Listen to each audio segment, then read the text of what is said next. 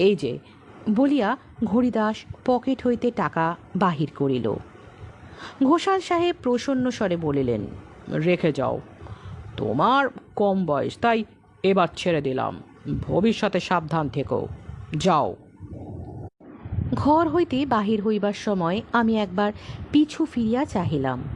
দেখিলাম পিতা পুত্রী পরস্পরের পানে চাহিয়া সানন্দে মৃদু মৃদু হাসিতেছে।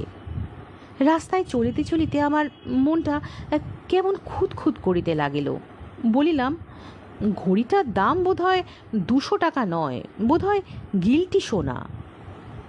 ঘড়িদাস আমার দিকে তাকাইল না, অন্যদিকে ঘাড় ফিরাইয়া বলিল,